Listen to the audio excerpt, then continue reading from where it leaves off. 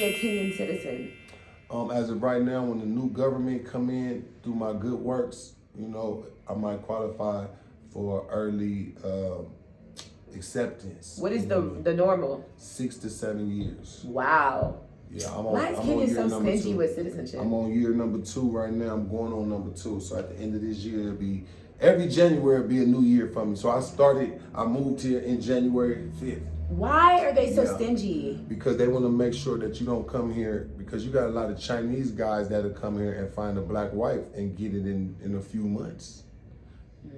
If you marry somebody here, then you can get it in a few months because now you're married.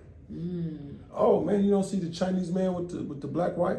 Yeah, but somebody told me the white man with the black wife. Somebody told me they get the benefits. They brought their money from another country. Somebody told me even if you are married though, they make it kind of difficult. Well, from what I'm told, you have to prove that you in love with this person. You got to prove y'all really, you know what I mean? Y'all consummated. You have been laying down. Y'all been laying down. And damn it, they want, if a baby come, oh, then now you in. Yeah. Okay, now if a baby come from this marriage right away, you automatically, because they want you to take care of that baby. Yeah. Because they You not. better not leave. He ain't leaving. You gonna lose your whole citizenship. Yeah. If you leave this baby over here. What do you think about Instagram? Yes, since Instagram always shadow banning me and YouTube, I'm finna go live on my own platform. Dude, does YouTube shadow ban you? They shadow ban. I got 157,000 people, but I talk political things sometimes that might not be popular for the, you know, so the algorithm will block certain people out. But I said, you know what? However many subscribers I have on YouTube, the day that my Traplix app is at 150,000 downloads, that's the day I damn near delete my channel. Not delete it. But I'm just saying, neglect it. I delete everything off. Don't prioritize it. My stuff is on my own platform. Exactly. If you want Trapflix, go to trapflix.com. Dang, y'all, it's finally happening. Woo! Y'all can stop harassing me in my comments now. Oh my God, JT. Salute. I've been like trying to get with you for a while.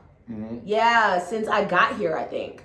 Literally since I got here in Kenya, but you were gone. Yes. So everyone was like, oh, JT, like he's big in Kenya, he does this in Kenya. And then I'm like, he hasn't been in Kenya for months, you guys. Yeah, me and the family, we moved. You left.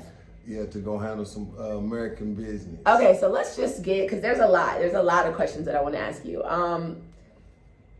What made you come to Kenya in the first place? I lived in Burkina Faso.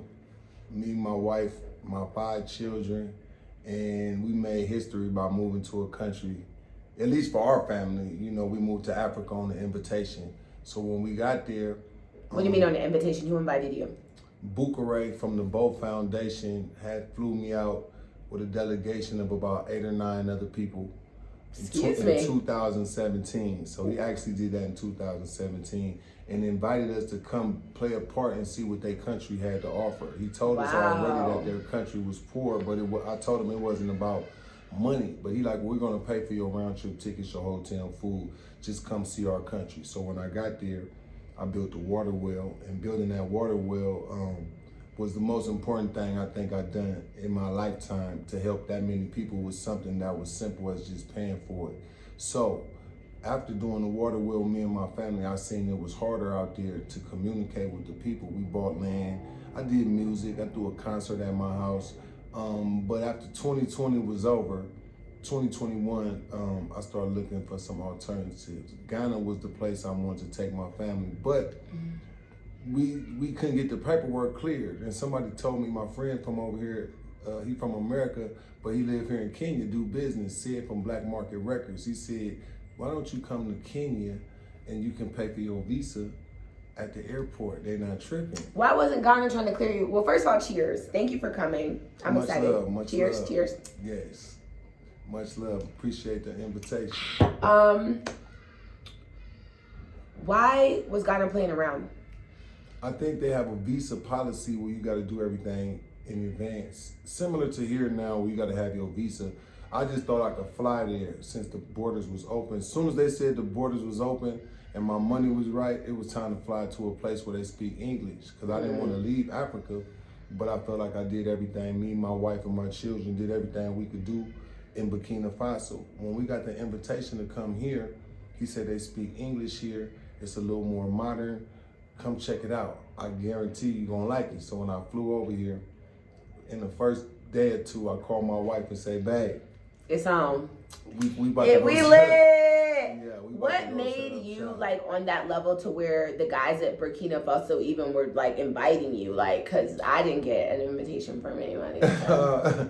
Well, actually, they saw my movies. They saw trap flicks. Okay. Okay. They saw my rap career. They saw my talent to find talent, develop talent. He said, we don't want your money, JT. We want your mind. We want your heart for your people. We see what you're doing for your people out there in America. We just want to invite you to our country. We don't speak English, but some of us can translate for you. They speak French. They speak French. Yeah. And they speak Moray. So shout out to all my people out there, Burkina Faso. Do you miss Burkina Faso? I miss it. Yeah. I lived there for 15 months, man. I got used to being the only person don't know what nobody's saying. Yeah. I just see the smiles, but you know. You just vibing. The vibe was perfect. Going with the vibes. Now they had terrorist attacks the whole time I was there, but it never felt, it didn't feel no different than living in America when guys do drive-bys. Now they shooting up schools more and more, or churches or supermarkets. So when people it's say, dangerous out here. When they say it's dangerous, you know, in Burkina Faso, you have a better chance of living in peace in that country than you do in America. You got to be careful at the gas station. You got to be careful, you know, when you're shopping. I mean, America's still the greatest place to live, but it's just a lot of violence. So going over there, it didn't deter me and my family, you know. The terrorism, it came with somebody trying to make a statement. Whoever those people coming from across that border. So I always heard the story in the street like, yeah, that's those guys, you know, they're getting paid to come over here and cause corruption because that's going to keep the funding coming in for the army. Anti-terrorism attacks and all that. We got to protect our interests, protect our gold, protect our interests, you know, the other foreign, you know, people who have control. So if you need to pick that up, we can pause it. No, that's all right. Okay, perfect. All right. What got you into like movie production? So you grew up in Atlanta? No, I'm from San Francisco, Fillmore district, Bay Area. Okay. Shout out to the Bay Area, California. Shout out to the E40s. Yeah, that's my teacher right there. You know, I patterned myself at the E40. I was 14 years old. 1988, E40 was a grown man, fresh out of college with albums out, and I just, you know, I watched him and his family, you know, do the click, him, D-Shot, you know, Be Legit, Sugar T. There was a family, but there was a rap group, you know, and yeah, shout out to E40. So big motivation. How old were you when you moved the party to Atlanta? I moved my family to Atlanta in 2010. Yeah, 2010. Why Atlanta? My little brother Zay Tobin, I actually taught him how to make beats. He knew how to play keyboards. Oh, that's Gucci Man's producer. But he's everyone's producer. Now, yeah. Yeah, but for him to take what I taught him to Atlanta and create the movement that he created, he always told me, won't you come down here, man? It's like, you know, you guys was 10 years ahead of us, but now we got it in Atlanta. Yeah. Why don't you come down here and work your rap game down here? Atlanta has rap in a chokehold right now. And it been having it. Yeah. You know, the unity in Atlanta is phenomenal. The marketplace of Atlanta, you know, all the club life, the colleges, that's a young group of people that control what's the next song. So if you can make it in Atlanta. Anywhere. Then you got a chance to make it in a lot of places. So what made you say, like, was it the invitation, you got invited, you were in Atlanta at the time, why weren't you like, oh, well, no, I kind of do want to stay in Atlanta, I like the energy here, like, what just made you like, fuck it, let's just go? To Africa? Yeah. I did 10 years in Atlanta, and I think I did everything I could do up to that point. I made a new name, Figg Panamera. A lot of people didn't know that was JT the Bigga Figga. Due to the marketplace of Atlanta, it allowed me to recreate myself, so I like that. Trapflix is my movie company where in the Bay Area, I shot some films, but I never shot 20 or 30 films. So when I started making you have trap been flicks, working yes, with trap flicks, yes. and I cannot wait to. I clicked the link. You had to sign up for Black, right? Be okay. No. Trap Flicks app is available right now on the Google Play Store. Okay, it's an app. It's an okay. Yeah, I might be thinking of something else. I want to put all that down there so that everybody can watch. Yes. I'm going to ask you more about that later with Trap Flicks a little later. What part of Atlanta were you living in when you were there? West Side Atlanta, Bankhead. Okay, Bankhead. Dixie Hills, to be specific, is the name of the neighborhood. Okay. I taught at McNair. I don't know about that. Ronald E. McNair. What's that, a school? Yeah, it's this it's on the east side. It's like Zone 6 off Boulder Crest. Okay, that's east side. Yeah, so I was a teacher. Dang, you lived in Atlanta 10 years, you don't know where Boulder Crest is? The Texaco. Gucci Man's Texaco. I know about Boulder Crest. It's right, it's right there. It's right up in there. And Candler Road and the Hamp What have you done to make Atlanta a better city? I run the Independent Game. I made a movie called The Independent Game featuring Future, Rich the Kid, the Migos, Young Thug. They were in that movie. They're all in that movie. Damn. Before it ever happened, before they ever blew up, it's a movie about a guy named JT who moved to Atlanta who teach these guys the Independent Game. And right after that movie, they blew up. That's wild. Dang, am I sitting next to a celebrity? Actually, I'm just a low budget. I'm a low budget, independent kingpin, like for the underground. Like that's a vibe. I'm not like the big time megastar. I would like that position, but I play my position, which is underground. But you know what? I would rather have the money and no fame. Yeah, but the fame, when you have fame and you use it properly, you can build with fame. You know what I mean? Now, fame is just to get the pretty girls and, be known for all the chains and, throwing the money, the cars and all that. That's cool. But if you use your fame and let's say you build water wells and you buy land and you use your money and your fame to promote something that's going to help people in the future and in the present, then that's the value of me appreciative of my position is that the superstar position, like it's hard to see the little people when you're a superstar. The higher you go up, it's harder to understand the people at the bottom, and the pain and the struggle because you up so high now. You've detached yourself from the grind. You up there now. Yeah. You up there. And then that type of fame bring money on a consistent basis. You're booked for this, you're booked for that. Somebody want to feature, somebody want to walk through. So your business ratio, transactions and ratio is higher, and you're not thinking about so much down here. Like, by me not being so high up, God just had me at a level where I could still I could still touch the ground. You can do still both. Walk with the people. Yeah, you can do both, kind of up and down. So to some people, I'm a mega star in their eyes on the independent underground. That's why I say low budget, because I don't have a big budget to do what I do. I use a little budget, and then the people. You look like you got a big budget, so you know how to make it look expensive. See, that's the beauty of the bum life. I can explain that also. The bum life is building up money, building up your mind, and building up the next man or woman. So in the bum life, you're not worried about how you look and you're not tripping on none of that. You are focused on building up your mind, your money, and the next person with you, because that's the value. Then you can enjoy the fancy things or the luxuries of your hard work. You have the money to do that now. But the reverse psychology that somebody tricked us, we pay with the little we have to look like we have a lot when we really don't have it. But to make you think, I actually got something, let me put the chain on, or let me do you see what I'm saying? Let me rent the Lambo for the weekend. All of those elements are things that a lot of people connect with me because they see JT don't care about no watch, no chain, no necklace. And we really don't know how much JT got or what he really worth because he don't never. Whisper your net worth. I'm just kidding. My net worth is about 10 million. Oh shit, can I borrow 3? That's a vibe though. So what was it like when you pulled up in Atlanta from San Francisco? Like, cause that's 2 different vibes. Me and my wife, shout out to my wife. Tisha what is her name? Her name is Tisha Boo. You should have bought her. She is in America, handling the American business. Hi Tisha. There you go. See How long have y'all been married? 15 years. That's beautiful. Yep, that's my wife. Love is a beautiful thing. I just interviewed That's somebody. my baby right there. Everybody know he crazy about that girl. Good. What made her the one? She believed in me. And I believed in her because I approached her.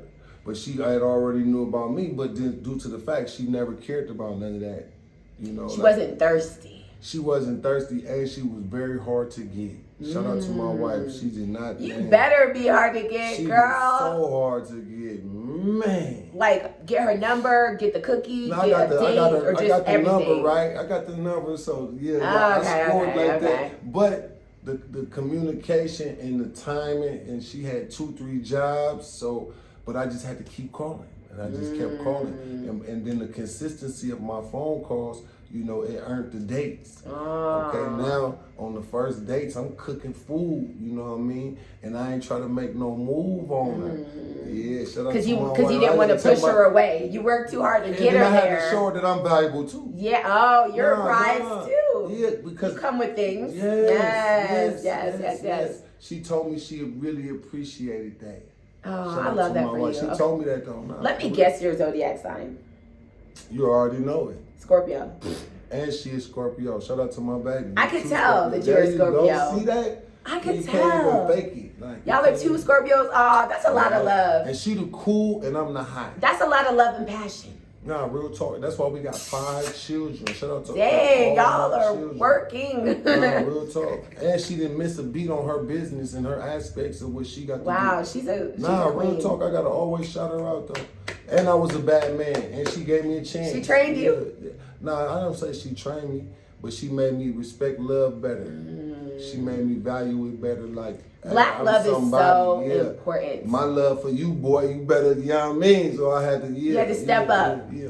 Not to the better position that God to be more pleased with instead of the other man that live a double life. Like that ain't even, like that used to be something that I try to justify, you feel me? But through publicly, I had to apologize and change and, you know, go in a different direction.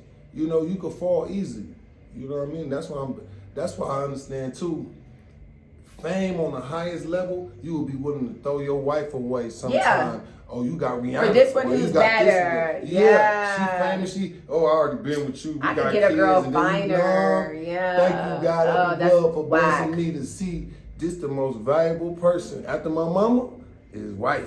Yeah, I love that for you. Nah, real talk. I gotta say that a lot on it. I want your viewers to know. See, this is a very fine woman. This is a good man. I'm over here. My wife. I had to make sure. I say, she don't know. No, not like that. No. Listen. Now I get it though. You know, people will put their own thing together. Yeah, now I get it. And so honestly though, I'm gonna clear that shit up out the gate. Like, hold on, she don't even know when this interview starts. I get it. We're gonna talk about my wife that I love. No, I get it. And I'm a crazy girlfriend, low key. So like, if my boyfriend, he's a producer, if he was like, yeah, I got this girl, I was like. You know, so you just want to, a shout out is nice. A shout out is nice. Talk. Hello, Queen. So y'all get to Atlanta together. Starving too. We had $2,000 to our name. Shout out to my baby. Damn. Kiss my baby through the phone. That's real. Real she could have been like, boy, I ain't going fucking nowhere. We moving into where? It was a trap house. And I was like, my partner owned this house. Nah, shout out to my wife and my 2 new babies. Dang. Okay, so. Nah, this is a real story. That's real. What was your reaction to the different cultures? The different culture of the down south life is more, It's easier for a slower pace because of some of the neighborhoods. It's not a lot of cars that's just like zooming through. So it could be a slow neighborhood. Now you can get to the apartments of Atlanta. Okay, a little bit more activity, a little bit more fast pace because there's more people in one location. Then you have a downtown type of side of where guys used to be back then. They cleared it out though now. That peach tree down there where that clock. Oh, it's completely empty. But the hood used to be right all through there. So are you talking about like by Negril? I'm talking about like by Negril Village. I'm talking about where they had the underground with the DVDs and CDs. Oh, underground is completely empty. But remember, it used to be ran by the hood. Oh, okay. And then they cleared it out. When I got there in 2010, that was what was happening. You know what I mean? So that reminded me of San Francisco. But the culture really wasn't too far off because I visited a number of times. and I seen that they took their partying serious. It wasn't as serious on the gangbang tip. Like, the killing wasn't as popular as it is now. In 2010, it was some deep killing, and it had been killing going on, but coming to Atlanta, you wouldn't hear about it unless you know somebody back then. Who's affected, because it's not really in the media. Exactly. So you just hearing about it on the streets. Like, you gotta be tied in and know, they funking over there. Oh, they back and forth right now. So because they don't really put a lot on the news.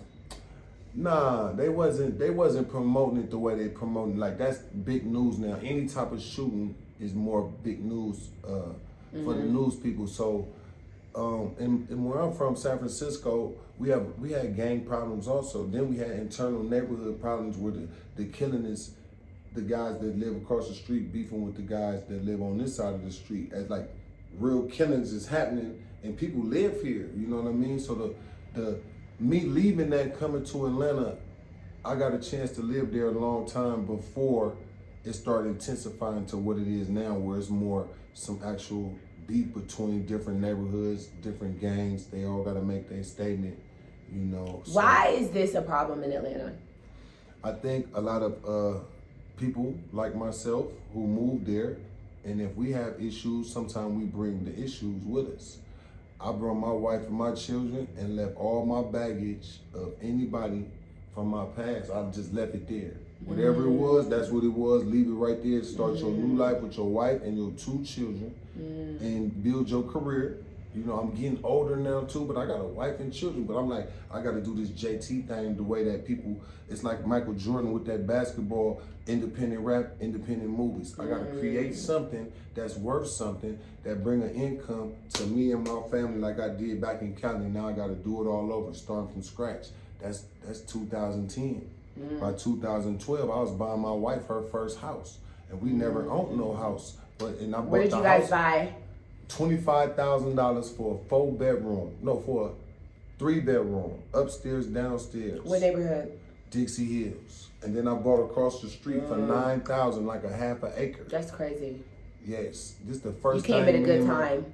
In 2012, caught it when the houses was cheap. They were selling them for $14,000, $25,000. You know, they looked at ugly. So an out of town person looking at an ugly house, you'll be like, I don't want that. I don't want that. That thing ugly. But now you still own them now? Nah, we sold that. I would have sold it too. No, this COVID. Nah, we sold it. We sold it when we went to Africa. Listen, COVID made houses crazy. I bought a house off Candler. Candler Road. Yeah, a little townhouse for like 6. $100,000. Oh, you did? Bought a little townhouse. I sold it. And now it's worth $300,000. I ain't gonna say details, but before I sold it, it wasn't worth $300,000 because it was very small. But as of right now, it probably is. Honestly, I should have held out. I sold it at the beginning of COVID. And that's what we did. I should have held out. I didn't. That's what we did too. So you sold all your stuff when you came from Atlanta? Yeah, when we left to Africa, we just cashed out. And dipped. Every vehicle, houses, except for the piece of land, I donated that to my brother and my mother. You're sweet. Yeah. How old were your children at this time when you're moving to Burkina Faso? We just had a new baby, our 5th baby, and he was only 2 months old. Now, let me see, he was born in September. Then I moved to Africa first in October, and then they came in January. How old were all of them at this time? Then my daughter was 3. Then my other son, he was 6. Then one of my other sons, he was 8. Okay. And were you guys kind of like 10. Were you nervous about like displacing them from like family? Nope, none of that. We was like to hell with everything. Why? Because we wanted our own. And look, we moved right when something brand new started in America called COVID-19. We was I'm already gone before December when they made the first announcements about some new thing. Then by January, they're like, oh, it's getting serious. Then by March, it was borders closed. And my family was in Africa. We was already gone. ordained. But it hit over there too. But what was amazing, the whole time we was there in 15 months, only 200 people caught it. I'm like, wait a minute. We in Africa. They say, oh, y'all finna die over there. Y'all poor. Medical, y'all don't got no ventilator. And then I was like, wait a minute.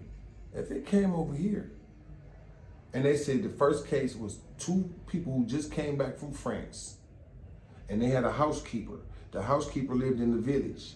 Yeah, so they got sick, and then they got her sick. When she got sick, she went to the village. Boom, that's the first village in Burkina Faso came from. Yeah.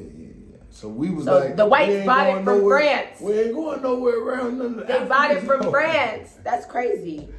So when you get to Kenya, you're loving Kenya, you're loving the vibe. You know, there's a lot of expats here. Are you deep into the expat community? It doesn't really seem like it. No, I don't know no expats except for people who bought land from me, who moved over here, living in their apartments, waiting to develop land on our land in McQueen County. So the other people from America that's here, I haven't met nobody. Okay, so you're not, we have a really big expat community here full of African Americans. Okay. They struggle with visas, citizenship, land ownership, buying, selling. It's a struggle.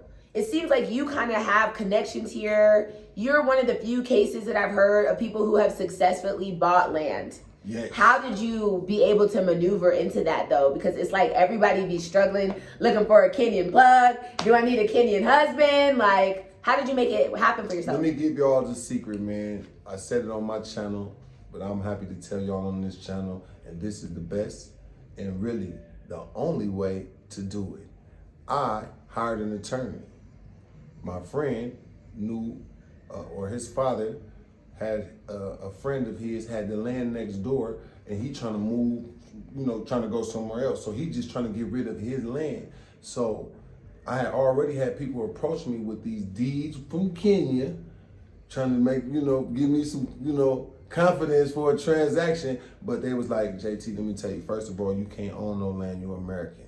That's what I heard. Second of all, you don't have your citizenship paperwork yet. That's what I heard. Okay. Third of all, you can only do a lease option. What is it called? The 99-year lease package. Yeah, that's what they do in Ghana. The 99-year lease. You can do that, but this is the problem for you that you don't understand.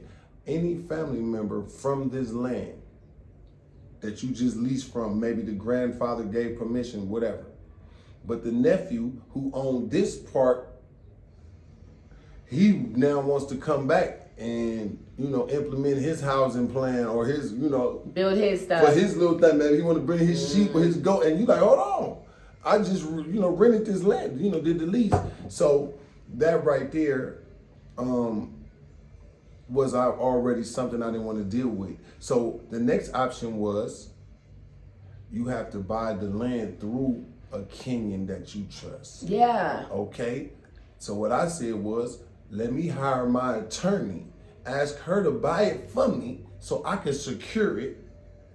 Then I started my business, Fillmore Africa Estates, which now that land has an agreement up under the Fillmore Africa Estates where we control this land by another attorney that's not her to do our agreement. So it's like an alley-oop, secure the land through somebody I trust, but I have another legal person that's going to oversee this. And then at this moment, the brother from next door, instead of having an attorney name, now I switch it to his name and we partnered up. And that's how I was able to do it. It have to be trust. It have to be documents that say, all right, look, you are legally the owner, but I'm the one in control. That's a separate document. That's not registered with the Kenyan board of... So do you ever get scared, like, if this does not pan out or something bad happens, since it's not really through Kenya courts, what if, like, the Kenya court threw out your trust or just didn't trust her? You're not really worried about that? No, because the land is legally in the person's name, my attorney, first of all. And then we just did a transfer from her name to who I trust. I trust her because it's legal. And then I have another attorney to oversee all of this so that it's documented legally, because you don't have to file that in the government. That's between you legally, the signature and the witnesses. So an attorney would not want to jeopardize their bar permit to operate over stealing some land. So therefore, shout out to my attorney, who did that for me and helped me to secure it. I got the deed in my hand with her name on it. Now it's transferred with a new deed now that's gonna have his name on it. With that, the agreement between us, that is the part that gives me leverage over this land. So if I'm gonna do a lease, I'd rather do a lease with somebody that I'm doing the business with. Because if you're just a person finna do a 99-year lease with a stranger, then your husband or your brother or your cousin can come while you're not around and you're not tripping because you already got your 99, years worth of lease money up front. But now your nephew come causing a problem. Yeah. So this land, I went through the chief, first of all, the elders of the land. When you going to buy land, you just can't come throw your money around. It's a process of, first of all, who do you trust? I just gave you a way that you can do. That's a secret. Most people don't know. Buy it through the attorney. You heard it here first. He's legally binding. Then you do agreement with your attorney with another attorney. Now he's obligated up under his, the rule code of conduct. Yeah. His duties. Now, a lot of attorneys, I believe, will start buying land for the Americans because American ain't gonna want to trust somebody they met on the street or online. Attorney that I'm hiring, I know where your office at. This a real attorney, real background check. Stuff to lose. Now, the goal is to get it to a name that you can be all the way comfortable. And now that the attorney helped me secure it, now to take her out of the obligation, let me partner with my guy in his family that got 20-some acres right here. They a fixture in the community, put it in his name.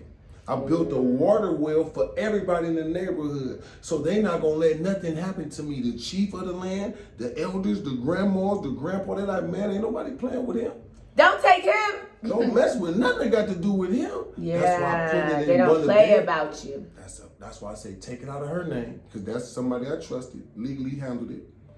Now let's get it into a name that secures me more within the community, because I'm also part of the community. Don't come here and treat this like an American real estate deal. This ain't You're America. not buying to leave. Man, you're not buying here, to Airbnb. You're not coming here to do this to the people. If you're not coming with open arms, then don't come. Don't do it, because you got to find your family orientatedness very quickly.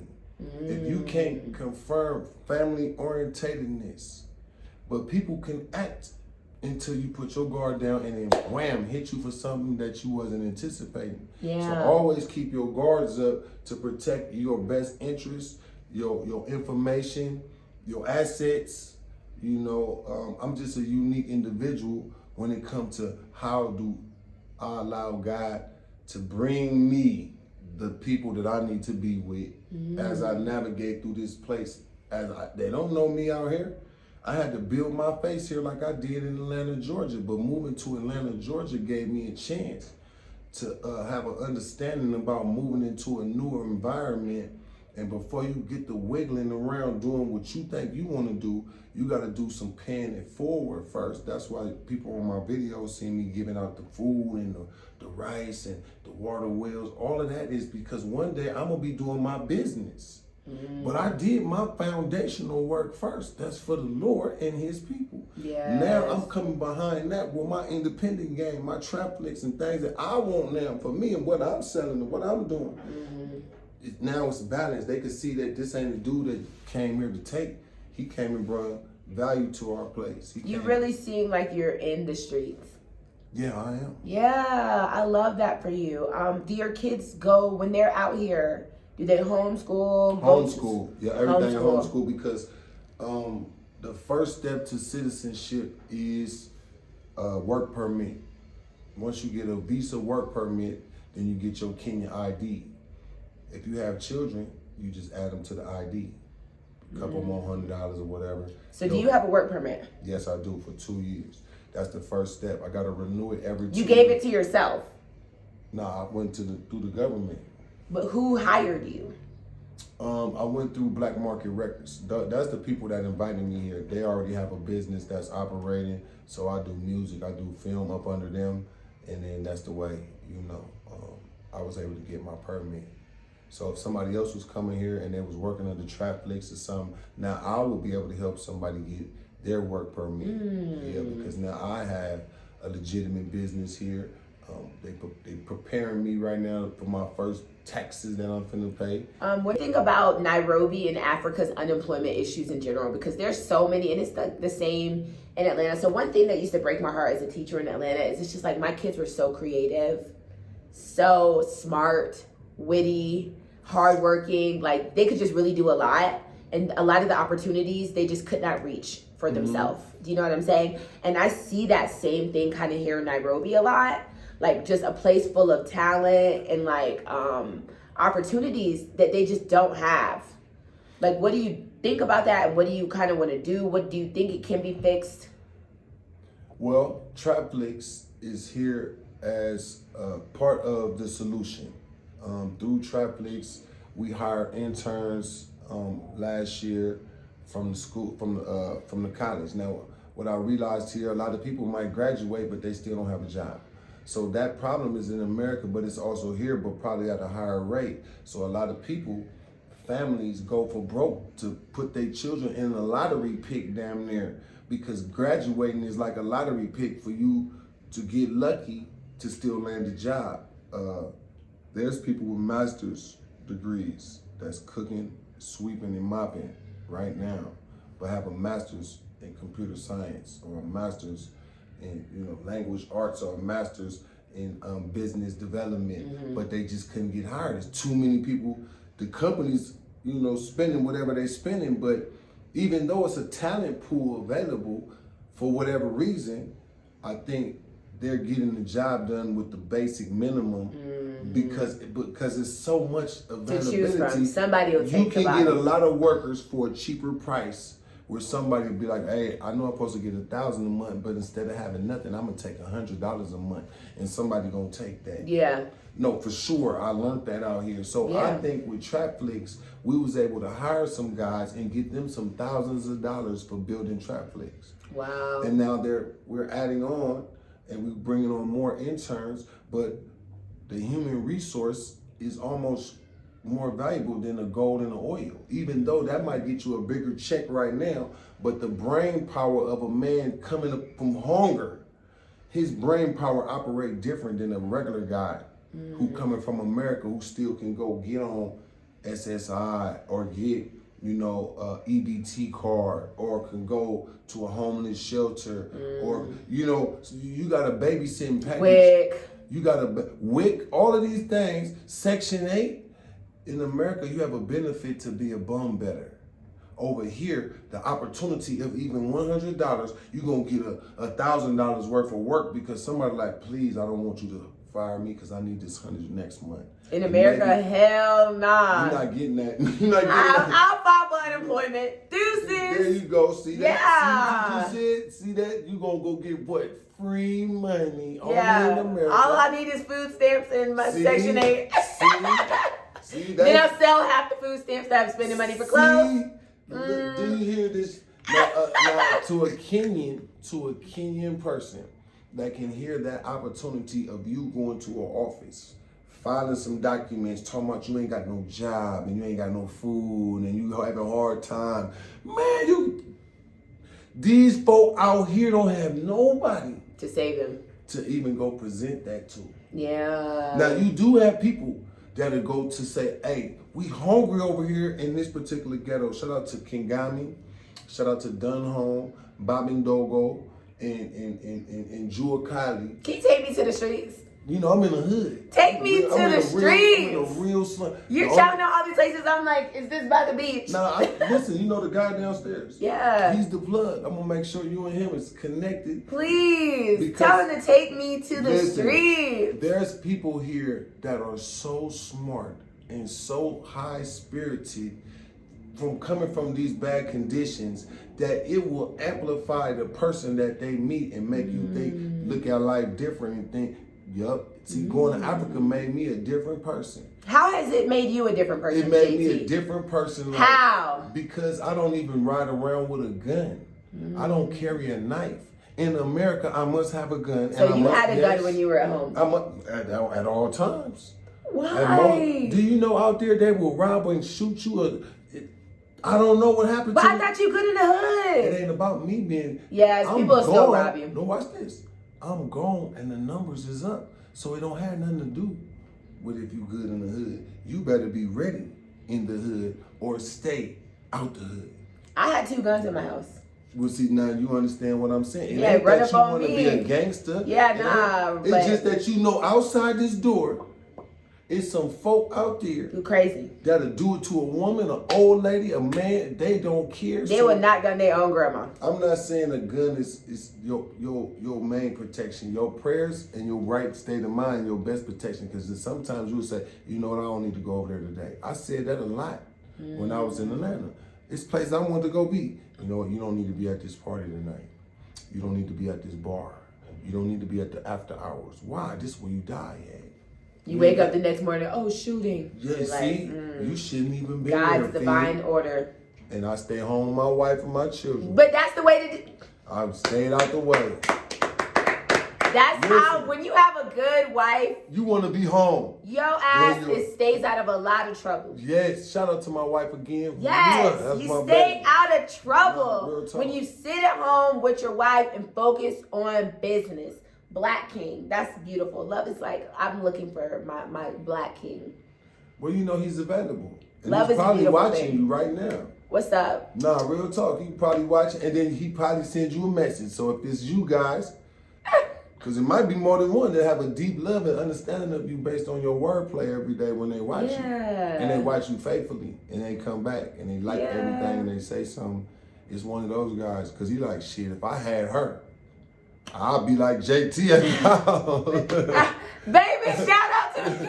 Nah, real talk. There's some man watching right now, and if that's you guys, leave a comment and say, that's me. Oh my If I had you, I'll be at the house. Somebody's finna type that message, and you got to see what they about. Yeah, I need a lot of things. Keeping it 100, you know, because there's women that's publicly right, social media right, and you don't know. It's people that study your every word, your facial expression. They know the way you do your hair. They know if you're in a good mood. Yeah, they might know you better than your man. That's all I'm trying to say. So sometimes a person will be preparing themselves to try to meet you. That's true. See, me, I always say my wife so much, the ladies be like, oh, shit, he always talking about his wife. Damn, shut up about your wife. No, you can talk about her. That is what make me more powerful, that people respect me more. Like, I think that does add respect. Hell yeah. Like, and it takes the creep question out. Like, oh, is he trying to hit on me? And they know from jump, he is here for business. My wife, man. And he loves his wife. I love that for you. Nah, real talk, because I know God watching. I used to always do, oh, God ain't tripping, and have something else. And then that bring a problem that you don't want. So the more you get older, you learn from your mistakes. Like, damn, the sneaky move can add up to a bad move. No, I'm just saying. You can have a good word, the sneaky and then a sneaky move, and then bam, your ass ain't happy no more. Yeah. It's a tornado. How does your wife feel about Kenya? My wife loves Kenya because she loves what I'm doing. And, you know, but she started off here. We came straight from Burkina to here. She was here just for a short minute, and then had some business that had to be handled that made us even more stronger. Because if we was just in Africa, we would have missed that. But she the only one know how to do that. I don't know how to do it. Yeah, she do a lot. So I'm like, you know what? Maybe that's God saying, let's get over here, get this going. But we can't leave this, and we can't slow down too much. Keep the train rolling. Do you think that all black people really need to move to Africa? I mean, with everything that's going on. I don't think all black people need to move here. I think some of us who have the means to move here and the mindset to move here, it's like Christopher Columbus going to America. Is you going to steal from the Indians, exploit the Indians? So coming to Africa, people come here with the thought, oh, I'm smarter than them, or I'm richer, or I got more power or influence of how to take, manipulate for their own gain without a thought of how to help the people from here, the natives, you know what I mean? So I think I'm a good example of how do you move amongst, if you are gonna come here, you automatically, when you land, you richer than 80% of the people here. I'm gonna say that again. If you got $2,000-$3,000 in your pocket or your bank account, just $2,000 or $3,000, you richer than 80% of the people that live here. Now think about it from that angle. So automatically you got to think about what could you do to add a little something, your contribution to the society of people. What are you might don't give out money. It's something you can do though, so that you can play a part. Something that you add, then the people look at you like, oh, okay, we respect. Because don't nobody respect nobody coming talking. They can respect you walking, but they're not gonna respect you because they done heard plenty of people came colonizers. I want to do this. I want to do that. It's like, what are you doing? So when you were, I was watching you. You're like kind of doing videos. You're on the streets, hanging out with your guys. Like, do they ever be like, damn, like you really live in Africa? Like, yes. What? How? What type of questions do you get? Man, bro. I can't believe it, bro. You was really over there, bro. Like, I seen you in some places that I know the average person ain't gonna go over there, boy. You was over there by yourself, man. So it was, I would think, a lot of admiration and people just like, yeah. And I seen you feeding the people, and I'm like, yeah, I did that on all our behalf, This was a dream of mine to do something that's more valuable, that'll give me points with the Lord. Amen. I want my points in heaven. The favor. Yeah, I want something that I can get done to show God I'm thankful. After the assassination attempt, I would have been gone 5 years ago, but look what somebody tried to kill you. Yeah, attempted robbery. Where? Yeah, Atlanta, Georgia. It's a part of that's part of my story. Oh my God, can you tell us? Oh yeah, it was March 26th. I had my daughter Zizi, and March 27th, 28. I went to go feed the neighborhood, and I had been doing this for years, but on this particular day, it was some attempted robberies that I just wasn't in agreement with. So it was either that, give it up, or see if they gonna shoot. Well, you start shooting. What were they trying to take from you? Whatever's in my pocket. Oh, yeah, wow. No, this ain't that type of thing. Like, I'm really like a dude from the street, and I always told myself, if I'm doing God work, which is feeding these people, somebody tried to rob me before. I took a bullet in the leg. It was 25 elderly people. I'm passing this money I'm paying the people for their work from holding my signs all day. But I already made my mind up. I said, if I'm gonna die, I'm dying like a man, but I'm not gonna stop doing what I'm doing. They shot you. I had to do it. Did you shoot back? Nah, it wasn't no gunplay. It wasn't no gunfight. It was a community service, and that's sad. But you know what's crazy? What?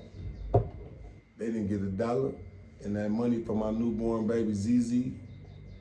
I love telling her that story. Yeah, ZZ, I had about 9,000 on me, and some niggas tried to rob me.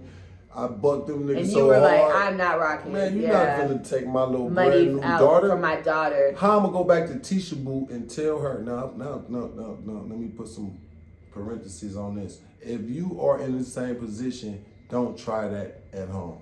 Disclaimer, because they I don't want you they to may not. JT told them no, so I can. No. God was with me, and I said prayers. As I was saying no, because my manhood and the people that was robbing was people I knew. So I'm like, nah. Oh, that's crazy. It wasn't no stranger. Why would they rob you if they know you? That's Atlanta. That's wow. Yeah, the people there. Would you have told the police on them? I don't talk to police. I don't cooperate. The police came when I got shot and asked me who shot me. I don't know. And the guy changed clothes and came back. He thought he killed me. If your son was 18 living in Atlanta, would you be okay with him having a gun? Yes. What about your daughter? Yes. If she was 18, a nice little 38. So it ain't got to be like nothing that you cock. That could be, you know what I mean? I just something like quick. Just a little 38 5-shot. Some hollow hit, some hollow tips in there. This ain't for play, baby. Do you feel uncomfortable not having a gun when you're in Kenya? No, I feel comfortable without no gun. I don't want a gun because if you get caught with a gun out here, you might do life in prison. So I'm like, hell nah, I don't need no gun. I don't care what's going on. Now, I give me a knife if I feel, or a sword or something. Yeah. Give me a knife or a mass-sized sword. Jeez. Have you been robbed in Kenya? No. What has been like the most bad experience you've had just out? I paid somebody for something and they didn't do it. What'd you pay them for? I paid somebody to pay my rent and they kept $300 off the $800. I was like, man, I don't feel that, man. Yeah, that's shady. No, I ain't like that right there, man. Shout out to my people in Kenya. Then somebody overcharged me for something in Kenya. That was kind of a significant thing, but I was trying to build a relationship of business because they had the talent, but they was looking at me as a piggy bank and how they could just hit me for as much money, not thinking, yo, bro, I'm gonna need this service for the rest of my time living in Kenya. You the man I'm spending with. Why do you want to overcharge me for this second thing we doing? You already scored on a 2,000 play. On this 4,000 play, it should have only been 1,000 play, but that's 3 bands extra. When I tried to negotiate, he was like, nah, I don't want to negotiate. I already got the money. You got the job. Okay, you got it one time when it could have been a lifetime. Okay, but that's the biggest thing. Yep. So this other person supposed to pay the rent, they kept the 300. Now that's not no bad stories. People, shit happens all the time. Man, somebody could break in your car in America. Out there they breaking cars in America. Steal a backpack, steal a wallet. Car seat. The people in America, it's like stealing is part of life. Like, you know what I mean? So coming out here, I always knew, watch your phone when you in the car, they ride by on a motorcycle. Yeah. You know, something like that. Don't be out with money. You know, try not to be places dark alley. Don't set yourself up. Don't be silly. Don't be silly, man. Yeah, don't be silly. Try to be, you know, I never hung out at night. I never really hung out at night my whole time here. Wow, so you're not a nightlife person. I've been to a few clubs, but like if I didn't have no music to play, I'd never want to just hang out in the club. Are you big into the Kenyan music scene? Yes, I like the Kenyan artists. Who's your favorite? My favorite Kenya artist right now, I would have to say Mbuzi Gang. I would have to say Breeder. I would have to say Mbongi Ganja. Yeah, and this female rapper named Dime, she's super dope. Yeah, I like her. Why do you think that Kenyan music and East African music in general, otherwise Diamond Platinums, is like not on the same platform as West African? West Africa is took advantage of the English language. The Kenyan artists are more hesitant, so they want to strive, they want to shine with the Swahili as opposed to incorporating a little bit more English to just give us something where we can understand you just a little bit, even in the chorus line. Say some English, right? Yeah, just so you can kind of vibe. I'm on a campaign with a couple DJs right now to help do some remixes to introduce the Kenyan artists to the American market. I want to be the first artist to help break some Kenyan artists over there. Because West Africa got it in a headlock. West Africa has Atlanta, especially in a damn headlock. Man, listen, no, over there in Atlanta, they playing the African music so much now. It sounds like it's part of the Atlanta. It sounds like it's a part of Atlanta. I swear to God, yes. Nigerians have Atlanta in a headlock. Yes. It's crazy. It really is. Hey, Kenya, come on, Kenya. It's time now to introduce yourself to the American market, the American dollar. Don't think that you are selling the Swahili people out. You are not. You are opening the door so we can learn Swahili too. Yeah. Put the Swahili word mixed with the English so we could, you know what I mean? Put us on. I just think this interview, if people that know artists, tell them to watch this interview because it's not a disrespect and it don't make you less of a person. No, this is a safe space. No, I'm just saying though, like, you know, the Nigerian people, guess what they said? We got our eye on America. That's exactly what they said. They started how they started, and at a certain point, Wizkid or Burna Boy or whoever, the first little couple guys that broke through, the rest of them said we got our eye on American dollars. And that's it. And then the American executives start going to Nigeria and just say, throw the budget over there because they can get a better deal. Now the artist is getting so big. Yeah. And Kenya got the same potential. So I'm happy to be over here. You know what I mean? Shout out to Ghana too, because I know they got their thing. They got their hand in the pot. Do you want to buy land in other countries? Uganda is the next country I want to spend my money. Have you been there?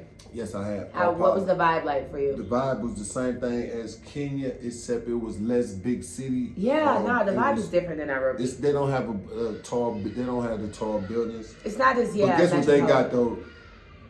The talent. super dope. Talent. The greenery of all of their land is greenery. Driving through the Kenya, you know, where our land at in McQueen is a dry place. But they got a place like... Where is McQueen in relation to Nairobi? Is headed from Nairobi to Mombasa about halfway. Ah, so you out there. Yeah, I'm way out there. How do you like the coast? Why didn't you want to buy land on the coast? I didn't know nobody, first of all. That's the first reason why. But once I can know somebody that could take me to the chief and the elders of the land, because I want to be part of a ceremony where they introduce a new person to see if you qualify to even buy this land. Because if you drink this little stuff from a tree, some tree sap or whatever, and you sit with the chief and them, and then, you know, you waiting for the chief to That's talk. how you know the land is official. You can't talk to the chief until he say something. You can't... Don't look at him in the eye. You can't do none of that until he address you. So why didn't you want to buy it closer to Nairobi? Is it like super expensive, Yes, or was that? I can't afford the prices of Nairobi. Is like America. Yeah. They out their mind on this. I was like $80,000 one bedroom condo in Africa. Listen, I ain't even talk about the condo. Man, I just want to here. I just want to buy some land right here somewhere. Yeah, I heard Nairobi's locked down. Just a little piece of acre, half an acre. These folks talking about 40,000, 30,000, 60,000. What advice could you give to African American men struggling with employment and lifestyle issues in America? People who just don't see a way out. I would say, like, you know, relocation is a big part of making it easier. Changing in the environment where you have all of your mental problems and issues and, you know, goods and bads. If I didn't leave California, I would have been trapped in my same mentals. In the matrix. Yes, because it's hard to shake where you live at. It's hard to shake the people you know. They're going to give you another reminder of your past, or a reminder of why you don't like this person, or they don't like you, or you lost your friend here and this dude, you know, set my other partner, got him killed, but I still see him every day. Like, these different elements cause uncertainty. Am I going to crash out? Do I need to get my gun? Do I need to be on hunt? You know, do I need to stay away from here? Is it dangerous for me? Like, you know, all of these things, when you move away, a big part of that leaves you because you're in another person's neighborhood. You don't know nobody. You ain't got nothing to do with what's happening. So you have a better chance to survive in a new environment and get yourself to a point. Now, if you don't have the money, that's what the hustling is for. That's what whatever you've been risking your life doing to get the money, you better get it so you can start a new life. And when you start the new life, you're gonna still need money, but you gotta make a commitment to the talent that God gave you, or the idea, and really communicate with him and cut off your bad ties that give you a chance to actually be blessed. It might be a slow period of hungerness in that transition from this fast, finna die at any moment life, to get into this life where it's slower money, but it's more stable. Okay, it might be a time of darkness. Your friendships is not gonna be the same. It's people that you're not going around. It's not popping for you. You're not at the club. You're not really trying to flex on your social media. You more or less like, I'm trying to get to this new part of my life. I know it's there, but if you can't see it, then you're not gonna be willing to go through a suffering period to get to a point of, okay, I can breathe now. The sun feel better, the shine better. I walk to the store with my little daughter now, no pistol. All that no pistol shit. Once pistols come part of your life, it's hard to say, oh, I'm gonna disarm. Down. No, because you're paranoid. And you already know how it could go. You get caught at that corner store without that gun on you. It's curtains for you. You get caught at that gas station when that car pull up with the two dudes jumping out. And you ain't got nothing to do nothing. Because a lot of times they just come straight shooting. But sometimes you might can see the assassins coming. I've seen mine coming. What do you say when you see gang culture in Africa? Have you seen that? I've seen it. Like, have you seen them with Crips and Bloods? Okay, that's in Africa. In Africa, they say they're not claiming Crip or Blood. From what I'm told, I'm finna meet. No, hold on. They got the red rag. It represents what they want. Now the other guys, they say, well, they got the blue rag. They following American culture from that. The big difference, they not at odds with each other, and that's. before it can be that, I want to address that in one of my new movies. And so that's dope you speak on that. Yeah, it's very interesting for me to see. I just left California with the real Crips and the real Bloods on my YouTube channel in the real neighborhoods that these guys might be claiming, JT, I got a voice. I just was with the leaders of these gangs. And a lot of them is in retirement mode, you know, discussing ways of trying to fix that shit. What made you want to start YouTubing? I make movies. So talking on YouTube when I moved to Africa just made it easy for me to just share my experience. And then that's what made me more of a full-time, because I had the time. I used to do 10, 12 hours on this thing every day, you know. Going live. Because I'm sitting in Africa with nothing to do with fine internet. My internet. That work, I love that sitting vibe. in Africa. Yep. Yeah. And then the TV stations is all in a different language. So I'm like, damn. I'm going to create my own TV. My phone. What is your biggest piece of work that you're most proud of? My biggest piece of work. It doesn't even have to be big, or just your piece of work that you were just like, this has captured my essence and this is what I love most that I've done. I built 3 water wells. One in my mama's name, one in my wife's name, and one in Mr. Farrakhan's name. 3 water wells. Yep. Because they feeding people right now water. And the African people say, JT, out here water is important to us. I don't know about you guys in America, but out here that's everything. And when we don't have it, life is not the same for us. And I say, damn, in America, we don't know the feeling of not being able to turn on the water. You could go outside to a tap somewhere and just turn on some water. So to the park. Yeah, and then we waste water in America. We'll turn on a water hydrant or fire hydrant and be, you know, kids just wasting water. Yeah. You know what I mean? So that I think that's the most significant thing, because somebody's life each day.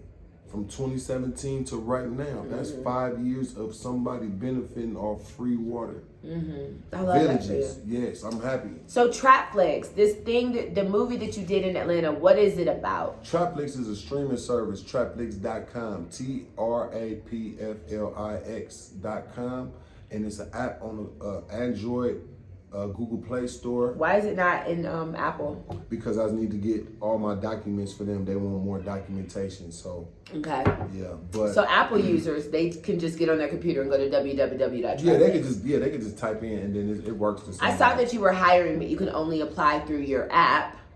But what if people don't have an Android? They can do it at the .com. Okay.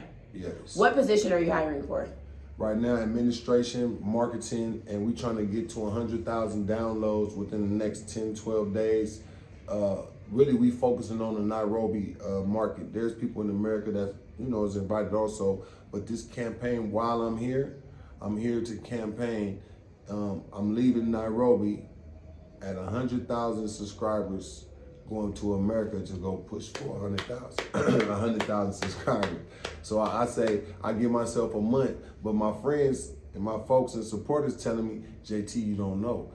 The new part of Trapflix that you add in, the part that look like Instagram, the social media part of Trapflix gonna make people be able to talk, communicate, DM. Listen, yeah, I was gonna tell you that your Instagram does not translate to your YouTube. So I have more Instagram followers than YouTube. Okay. So I just started YouTubing about 6 months ago. Okay. And I have 7,000 subscribers. Yeah, I monetized. I was just at 7,000 and now I'm almost at 8. So I've gotten almost 1,000 subscribers in a week. Come on. Because we work here. Come on. But yeah, I was gonna tell you that you should put clips of things, more clips on Instagram. Yes. But you don't want to give too much away.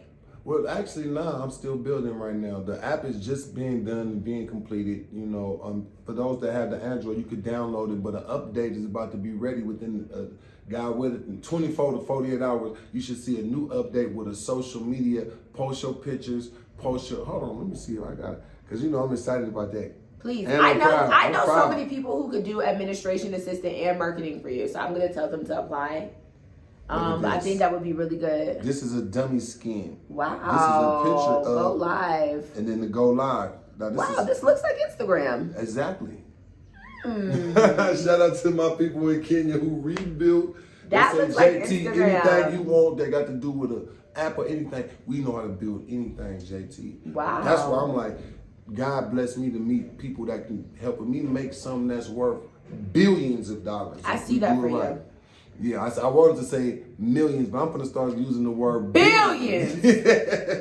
Billions. Yeah. That ain't nothing but 1,000 million. You can do it. 1,000 million is a billion. Now, do it 1,000 times. That's all I'm saying. That's it. All right. Yeah, because at first you start thinking like that with dollars. Yeah. Yeah. Do it 1,000 times. Make $1 1,000 times. Nah, that's real. Yes. I love this for you. I love this life for you. I love to see Black kings who do. See, this is some of the... Wow. This is very much like Instagram. Yes. Yes. Since Instagram always shadow banning me and YouTube, I'm going to go live on my own platform. Dude, does YouTube shadow ban you? They shadow ban. I got 157,000 people, but I talk political things sometimes that might not be popular for the, so the algorithm will block certain people out. But I said, you know what? However many subscribers I have on YouTube, the day that my Trapflix app is at 150,000 downloads, that's the day I damn near delete my channel. Not delete it, but I'm just saying. Neglect it. I delete everything off. Don't prioritize it. My stuff is on my own platform. Exactly. If you want Trapflix, go to trapflix.com or the app. Take it off YouTube. Yep, I delete everything. I love that. Nah, that's real talk. I've been saying it for a minute. But that just gives me something and give the fans something to be proud of. Like, look at this Black man had to go way to Africa, meet some people from a village. They end up knowing how to do some codes. Not JT back popping with the trap plays. Period. So why do you think Kenyans like you so much? Because they've been on my page first.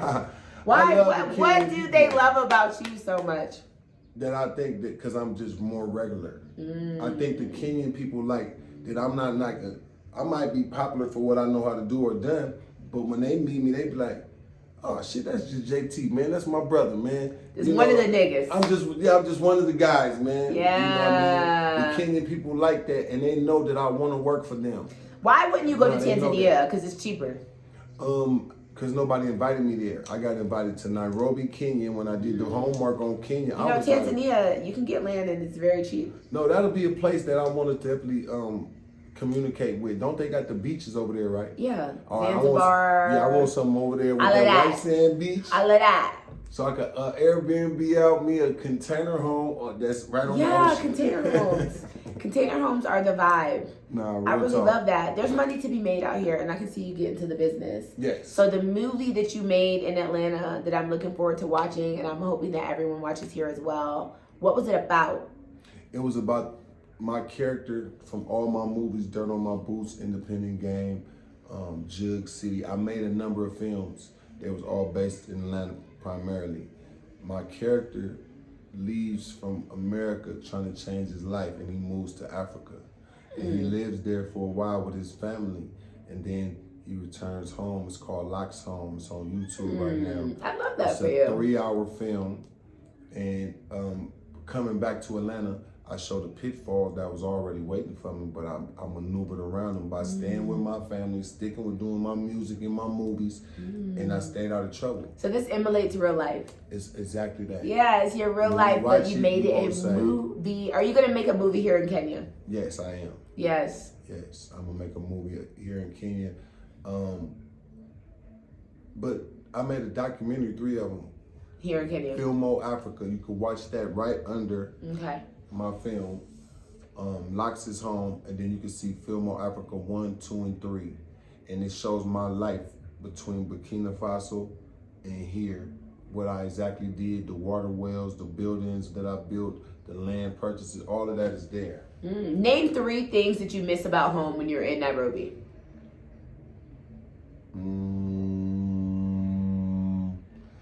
3 things that I miss about home when I'm in Nairobi. My family, the weed. The weed is bad here. I have a good edible plug. I just thought about that. I have a good edible plug, so I don't smoke weed. That's not. You don't have to say sorry. This is a safe space. I don't smoke weed, but like a bad influence. But that's one of the things. But I can get over that shit though. I did good without it for like a long time. But there's weed here. Yeah, but it ain't American. It's not that gas. It's not the burning. Dirt. It's not burning them and cookies and yeah. I have cookies here. Yes. But it's not the real thing, though. It is the real thing. I be smacked as fuck. I don't smoke weed. I do not smoke weed, but I've had issues sleeping. So I try to maneuver. You gonna go to sleep. Yeah, I be. Ooh, okay. It's good. It's good. It's true. I just started doing edibles. Yeah, it's CBD though. It's not THC. It's CBD. CBD. So it's not really like an edible, but yeah, but almost there. It's the closest thing. Oh yeah. What's the third? What's the third one? The third thing is the hood. But the hood just ain't. You just miss niggas. Yeah, I miss the projects. That's what I tell people sometimes. Sometimes I just miss niggas. Yeah. Like a cookout. And people are like, oh my God, don't say the N-word. But niggas are different than Kenyans. No, that's right. A nigga in America is a different thing because we come from more of an ignorant foundation of fucking I don't care. Ignorance. It's not like that we shouldn't learn. It's not that we can't be better. It's like fucking I ain't feeling. I just don't give a fuck. It's more that's the spirit. It's bad. That's a double spirit. It's a rebelliousness. That's why I said me transforming from like me going from being a nigga to a black man is what Africa did for me. Like it helped me more to accept just being a black man instead of being a nigga. Wow. And I know how to do that when it's time, but that ain't my goal. My goal is to be an educated black man. And Africa turned you from a nigga to a black man. Yeah, it helped me to embrace being a black man over here, black unity, even though people are separate in a lot of things and it's a struggle, but they still have a pride within themselves here in Africa as an African. So we don't have that in, hey, my brother, my black brother, hey, fuck you, nigga, hey, we get to I ain't your brother, Yeah, you ain't my brother, nigga. Yeah. Do you interact with white people a lot here? I haven't met any. Well, actually, earlier on, I met some, but I didn't get a chance to really do no business or anything like that. Okay. Yeah. So what are 3 things about Nairobi that you miss when you're in Atlanta? The hood out here. I miss the hood. Because I like the people, the hood life. So you miss your friends? Yeah, I miss the people. Like the work. I miss the peace of here. Like, the ability to walk around. Even if it look like 40 guys over there looking at me and they want to rob me. It's like, I don't care. I got to show them that I'm just as goddamn. It's like, it's not a toughness. It's a firmness and confidence. Like, boy, I ain't going for it.